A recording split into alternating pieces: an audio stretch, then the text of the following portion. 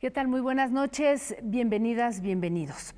Pues hay muchas formas de censurar a la prensa y de controlar la información. La publicidad oficial, la concentración de medios en pocas manos, leyes mordaza, la autocensura, que es muy eficaz y sin costos, pero también la violencia extrema.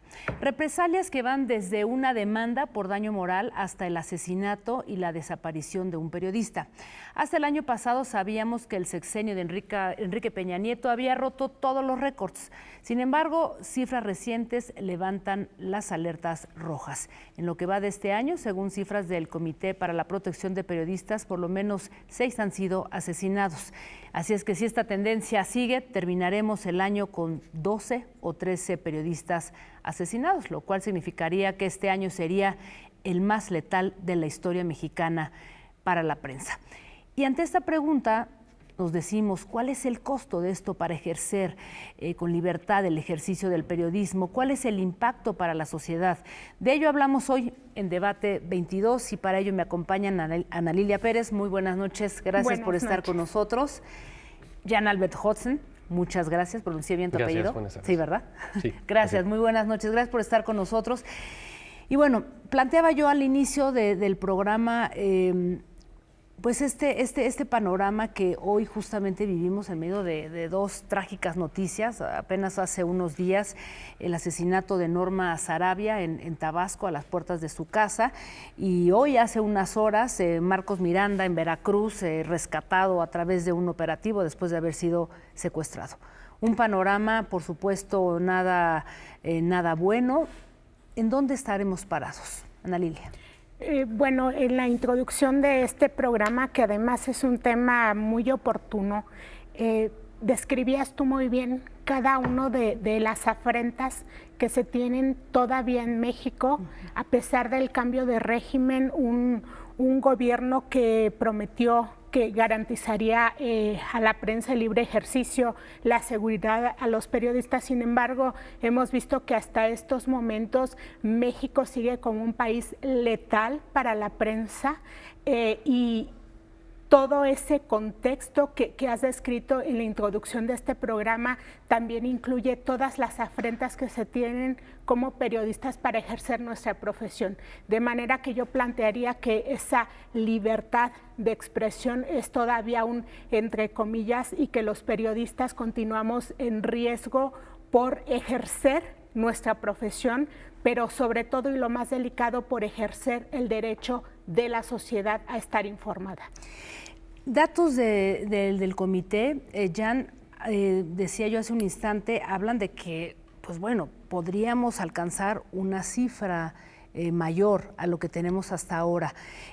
¿De dónde podría venir, digamos, que este posible escenario? ¿Cómo lo han previsto ustedes? Bueno, el posible escenario viene básicamente de dos lados, ¿no? Uno es la continua violencia criminal o narcopolítica contra los periodistas, porque viene tanto de la delincuencia organizada como por parte de funcionarios públicos que coluden con la delincuencia organizada en un ámbito de muchísima impunidad, ¿no?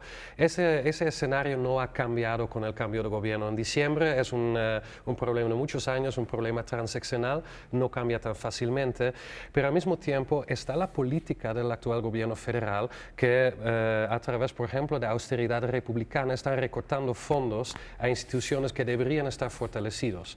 Me refiero, por ejemplo, al Mecanismo Federal de Protección, me refiero a las fiscalías estatales, me refiero a, en general, la procuración y la impartición de justicia. Y si vemos creciente violencia y al mismo tiempo una debilitación presupuestal de las instituciones, pues el escenario no es tan optimista. Ahora, tocas un punto muy interesante en donde hablas de la colusión del narcotráfico, el crimen organizado con algunos funcionarios. Hasta hace 2 años, artículo 19, por ahí daba algunas cifras escandalosas en donde decía que prácticamente la mitad, digamos, de los asesinatos contra periodistas habían sido perpetrados por funcionarios o por políticos y no por el crimen organizado. O sea, esto sí habría que marcarlo. ¿Qué dices, Ana Lilia? O más bien sería también en un entorno donde el funcionario público, donde la administración pública, y mira qué grave esto, la administración pública fue cooptada por el crimen organizado. Los informes que han hecho Artículo 19, el Comité para la Protección de Periodistas, las quejas presentadas ante la Comisión Nacional de Derechos Humanos, se da cuenta que los principales agresores de periodistas, porque hablamos de crímenes, que es la forma más aberrante de agresión en contra de un periodista, pero hablamos de un riesgo, de una amenaza cotidiana en las coberturas diarias. Y los principales agresores eran agentes del Estado, siguen siendo agentes del Estado. ¿Esto qué quiere decir? Que es un clima muy complejo, un ambiente muy complejo, y como Jan ha destacado, bueno, si tienes un escenario de impunidad, se habla de que el 99% de los homicidios en contra de periodistas siguen impunes, 99%. ¿Qué es lo que genera esto? Bueno, lo que genera la no acción en la investigación de un delito es la impunidad que genera que las agresiones continúen, que matar periodistas en México sea algo que no tiene ningún costo para los agresores. Así es, y luego también un dato terrible de ustedes, también del comité, agresiones, asesinatos, desapariciones. Ustedes decían que esto es casi una forma que se viene perpetuando desde hace mucho tiempo, algo de lo que se habla muy poco, las desapariciones de periodistas. Sí, mientras las desapariciones de los periodistas en todo este ámbito de crímenes contra la prensa son los crímenes más graves. Uno, porque hay 100% impunidad, ahí no hay ningún caso de periodistas desaparecidos que ha sido resuelto, pero un dato muy importante es que México no solo encabeza la lista de países a nivel mundial con periodistas desaparecidos, pero países que también tienen números altos como Rusia, como Siria, son países donde las desapariciones ocurrieron durante una cierta temporada. En Rusia en los años 90, en Siria 2014, 2015, por ejemplo. En México es algo continuo. Cada año desaparece 1 o 2 periodistas. No ha habido casi ningún año este siglo que no ha habido por lo menos una desaparición. Y sabemos que es parte de eso, del contexto generalizado de miles y miles y miles de personas desaparecidas. México nunca ha abordado ese tema, los gobiernos federales. Apenas este gobierno está viendo el tema de las desapariciones a través de una activación de la Comisión Nacional de Búsqueda. Esperemos que mucho mejor que en el sexenio pasado, pero eso sin ninguna duda es el problema más trágico. ¿Hay algún dato aproximado de periodistas desaparecidos en México? Nosotros manejamos una cifra de 14. Yo sé que la Comisión Nacional de Derechos Humanos tiene un número un poquito más elevado porque también cuenta comunicadores, entonces estamos hablando de más de 20. Bueno, justamente con el número de asesinatos, ¿no?, que son más de 100 en los últimos 20, 30 años, obviamente es algo muy grave, muy trágico. Yo quisiera retomar el hilo de lo que comenta Jan de las desapariciones, porque en este delito en contra de los periodistas hay una línea donde el medio de comunicación, que este es otra de las grandes debilidades que tenemos en el gremio, el medio de comunicación en ocasiones desconoce al periodista que fue desaparecido, lo desconoce como uno de sus trabajadores y se demerita la labor propia del periodista, el qué estaba haciendo el periodista, qué estaba investigando al momento de ser desaparecido. Y aquí es un tema bien interesante porque en México durante muchos años se ha agredido periodistas, se mata periodistas, se violenta periodistas porque también no hay una unión gremial. Esto, por ejemplo, ha habido recomendaciones de colegas colombianos, peruanos que han vivido etapas de violencia muy cruenta que lograron hacer bloques para actuar en conjunto incluso en las coberturas generalizadas para publicar asuntos de interés público sin que hubiese el riesgo de una agresión directa, un poco como las coberturas de los Panama Papers y estos casos, donde son varios medios los que publican colectivamente y entonces ya la posible agresión, el posible riesgo disminuye. Pero en México no hemos logrado tampoco una unión gremial y esto es parte de la debilidad que se tiene frente a la afrenta misma de las agresiones contra los periodistas. Y yo me voy con una pregunta a propósito de lo que tú dices, porque vamos a hacer una pequeña pausa. Tú dices que los medios de comunicación desconocen a sus periodistas desaparecidos, pero también desconocen a aquellos que han sido amenazados, Así es. aquellos que se encuentran en situación de vulnerabilidad. O sea, hay una responsabilidad también por parte de los medios públicos que eso todavía deja en el desamparo más a los periodistas. Vamos a rezar, si les parece, con esta pregunta.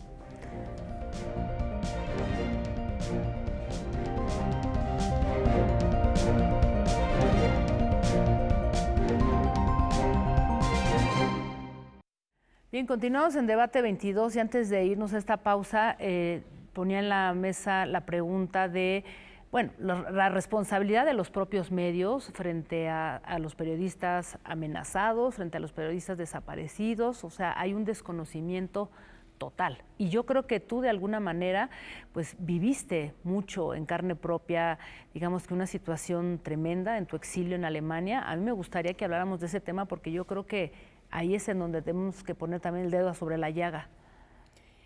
Sí, yo planteaba el tema del cómo las desapariciones y esta respuesta o esta no respuesta del propio medio de comunicación de no reclamar primero que se localice al trabajador que estaba con ellos, pero además de la propia sociedad, ¿no? No ha habido una voz reclamando que se dé protección a sus periodistas, porque vamos, hay que entender que lo que hacemos los periodistas es investigar, obtener información, plantear temas en agenda pública, temas de interés público para beneficio de la propia sociedad. Yo no investigo para quedarme con la información, yo investigo para exponer asuntos que la sociedad tiene derecho a saber.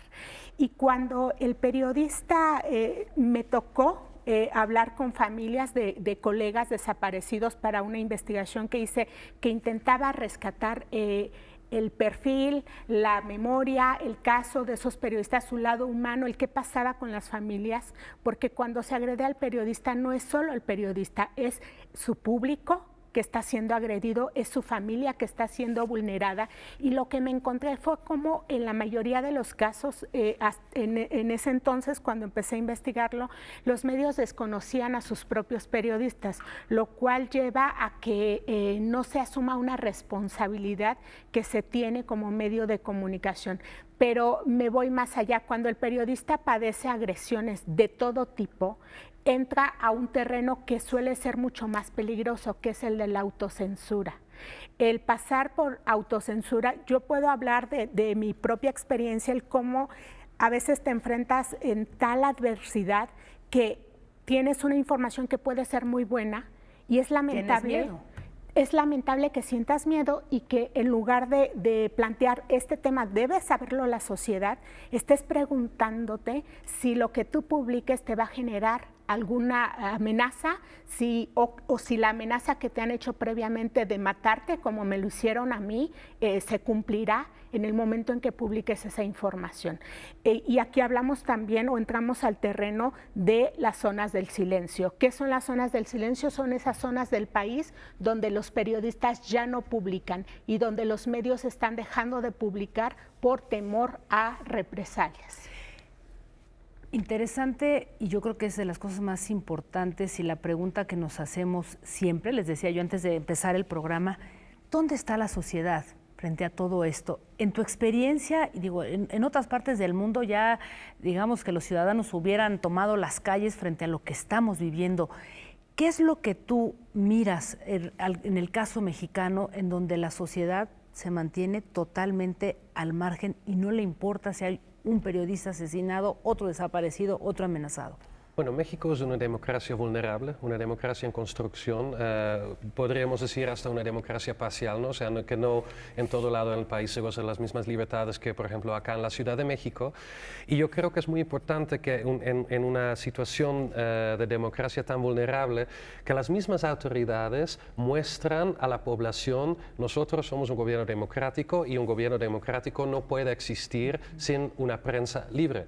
Mientras la autoridad no hace eso, la sociedad no le va a seguir el paso, porque la sociedad mexicana está en estado de sitio, estado de sitio por corrupción, por delincuencia organizada, por impunidad. Entonces, ahí es donde los gobiernos en realidad deberían tomar las riendas y dar el buen ejemplo. No podemos esperar que la sociedad lo vaya a hacer si los gobernantes mismos no lo hacen. Entonces, sí, claro, la sociedad mexicana no se está levantando en armas en el momento que atacan a un periodista, como por ejemplo hacen en algunos países en Europa o en Estados Unidos. Bueno, en Francia, Charlie Hebdo es el mejor ejemplo, ¿no? Exacto, ¿no? O sea, que solo con el caso de Javier Valdés había algo que parecía a una movilización nacional que en realidad ni siquiera se comparaba con otros casos, ¿no? Yo creo que hay mucha conciencia entre los mexicanos de que es importante, pero el contexto no es favorable para la población en ese sentido, porque ya están lidiando con miles y miles de desapariciones, están lidiando con casos de corrupción. Entonces, insisto, ahí los gobiernos tienen que tomar el liderazgo y mostrar a la sociedad, el periodismo es importante, lo tenemos que proteger, quien toca a los reporteros nos toca a nosotros. Frente a las amenazas de muerte que tú nombraste, te queda muchas veces el silencio, la autocensura o el exilio, como fue tu caso. Pues a mí me ha tocado de todo, y me ha tocado muchas de las situaciones que planteaste tú al abrir este programa. El acoso judicial, las agresiones, la vigilancia, las intervenciones telefónicas. Me ha tocado pagar costos muy altos por ejercer mi derecho a la libre expresión, mi derecho a la información y no solo mío, sino a través de mí el derecho que tenía la sociedad mexicana a conocer asuntos que me generaron a mí todos esos embates que fue la corrupción en Petróleos Mexicanos. Ahora se habla abiertamente de temas que yo planteé como pionera en esas investigaciones, 2010, como era ¿no? el huachicol, y que era un tema tabú que me llevó a enfrentar militares involucrados en el robo de combustible, gente del crimen organizado, de los grupos criminales que operaban en connivencia con los funcionarios. Y las amenazas que yo recibí, parte de esas amenazas fueron directamente de funcionarios públicos. Yo lo denuncié en su momento en la Fiscalía de Delitos contra Periodistas de la PGR, y mira que recuerdo muy bien cómo cuando yo presenté esa denuncia me dijeron la propia gente de la PGR, pues va a estar difícil que procedamos porque los funcionarios vean quién está denunciando usted. Entonces, frente a eso, al final yo no tuve otra opción que poner a salvo mi integridad. Entonces, a mí me ha tocado pasar muchas de las situaciones que se ha planteado aquí de los embates contra el periodista, y creo que lo más lamentable es cuando uno de verdad piensa en la autocensura, porque en el tema de la autocensura no solo pierde el periodista, pierde la sociedad mexicana. Eso es algo que no se entiende. ¿Tu caso sigue sin resolverse? Sin resolverse. Sí, así es. O sea, ¿tienes nombres y apellidos de los responsables? Sí, y fueron identificados. En su momento la Comisión Nacional de Derechos Humanos emitió una recomendación a mi favor, se exigió al gobierno que garantizara mi seguridad, mi protección, intervinieron organismos internacionales, ahí en las agendas que generaron en sus visitas la Relatoría para la Libertad de Expresión, Naciones Unidas, planteaban mi caso y exponían al jefe del Ejecutivo que se tendría que garantizar mi seguridad, pero bueno, a quienes yo denunciaba como agresores eran parte de ese Ejecutivo. Yo quisiera hacer una pausa y regresar un poco para concluir. ¿Qué pasa con la Fiscalía Especializada en Delitos atentando contra el derecho a la información? Y sobre todo porque tú mencionas, se han recortado los presupuestos, etcétera. ¿Dónde estamos y hacia dónde vamos en este escenario? Regresamos después de esta pausa.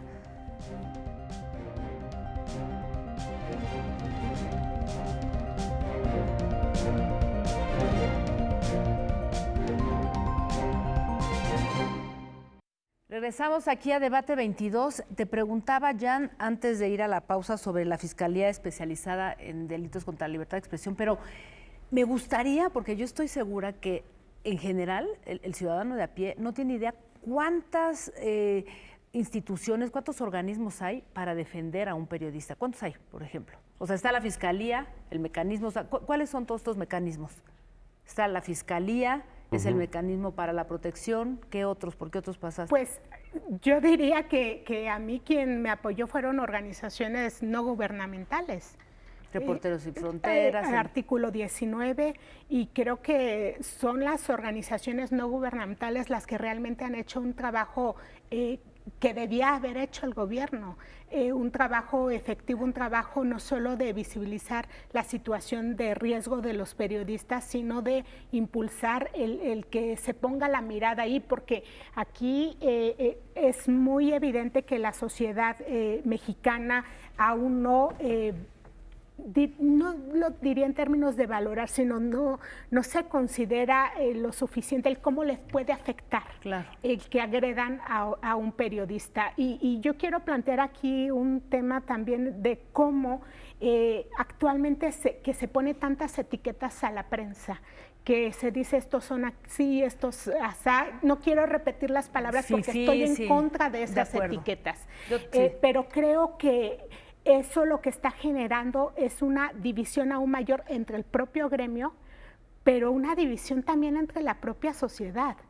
El periodista sirve a la sociedad, y si se comienzan a poner etiquetas, se está acentuando aún más esa división entre el propio gremio, y peor aún, se deja una debilidad aún mayor frente a los agresores. Probablemente porque, a diferencia de lo que ocurre en otros países, hay una claridad, digamos, de las líneas editoriales. Aquí en México se ha jugado siempre con esta idea de la objetividad, la libertad de todos los medios, pero cada uno juega sus propias cartas y bueno, y es muy válido, ¿no? Entonces, quizá esta división de la que tú hablas, ¿no? Los buenos contra los malos, sin poner las etiquetas, porque yo tampoco estoy de acuerdo en eso, debilita, pero también atenta pues contra la propia libertad editorial de cada medio, ¿no? Jan, ¿cómo lo ves? No, pues claro, o sea, la división que existe en la sociedad es una división que existe también en los medios. México es un país bastante polarizado en este momento. Políticamente estamos hablando de un gobierno bastante fuerte, con mucho apoyo, con una ideología muy marcada, medios con ideologías muy marcadas y un público igual. Y yo creo que de por sí no hay ningún problema si hay una división. Holanda ha vivido, mi país, más de un siglo con medios muy divididos ideológicamente, pero considerados todos partes del mismo proceso democrático. Yo creo que el problema surge en el momento que un gobierno, una población empieza a decidir cuáles son los medios o los periodistas que pueden ser parte del juego y quienes quedan fuera del juego. Y ahí es donde tenemos una división muy peligrosa, y es algo que tenemos que cuidar muchísimo, porque en Estados Unidos ya estamos viendo lo que pasa en el momento que el presidente de la República decide que algunos medios son los enemigos del Estado y otros, como Breitbart, un medio de la extrema derecha, es amigo, o Fox News, por ejemplo, ¿no? Entonces, tanto Breitbart como el New York Times forman parte del mismo ámbito mediático allá en Estados Unidos. Puede que no estés de acuerdo con ellos, pero tienes que aceptar que todos forman parte del mismo principio de libertad de expresión. Y eso es algo que en México también debemos cuidar muchísimo. Pero mira, pon todo ese ambiente en un país donde se mata periodistas, donde se tiene un nivel de impunidad del 99% en los casos, donde se levanta periodistas a plena luz del día y frente a su familia, y entonces ves cómo hay una debilidad que solo yo creo que si hubiese una unión gremial seríamos menos débiles frente a los agresores. O sea, esta unión gremial, ¿tú crees que no se ha logrado? Digo, no solamente por esta división que tú planteas ahora, buenos contra malos, ¿no? Derechas, es un asunto, es un lastre que tenemos en la prensa también, pero bueno, tiene que ver con que los medios son corporativos, con sus propios intereses, con sus propias agendas, pero la realidad de México es que se tiene una debilidad frente a la propia circunstancia criminal que todavía se vive en el país. Y esa debilidad, me atrevo a preguntárselo, también tiene que ver con una desigualdad en el propio medio. Tienes periodistas que pueden ganar $500,000 y un periodista en los estados que gana $6,000. Y tiene que ver también con el cómo se hizo uso de recursos públicos para comprar la publicidad oficial. Claro.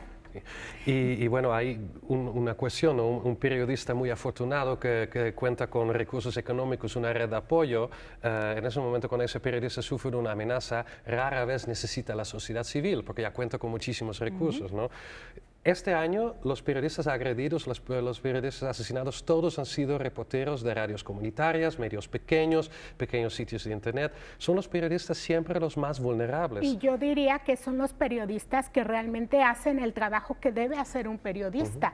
El trabajo de a pie. El trabajo de a pie, sí, que es de donde se construyen las grandes agendas de comunicación, y no es el periodista que se la pasa en un escritorio. Totalmente. Sí. Que hay mucho, ¿eh? Norma Sarabia era un muy buen ejemplo, una muy buena reportera. Yo investigué las notas, una reportera así de a pie, de la calle, cientos de artículos sobre lo que pasaba ya en Huimanguillo. Ahora esa parte se quitó, ya no está. Un poco para concluir, yo les preguntaría, ¿ves salidas posibles?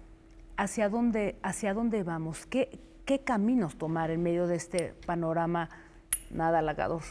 Bueno, primero el actual gobierno planteó que se protegería la libertad de expresión, se garantizaría la libertad de expresión, el derecho a la información, la seguridad de los periodistas, se tiene que cumplir con ello. Creo que lo que ocurre hoy lo vimos ayer, lo veremos los próximos días, el que se sacan notas sobre Norma asesinada, uno más, pero no debe ser solo ello, debe haber una acción mayor, y aquí tiene que ver mucho el que la sociedad haga conciencia de lo que está perdiendo cuando agreden a un periodista. Jan.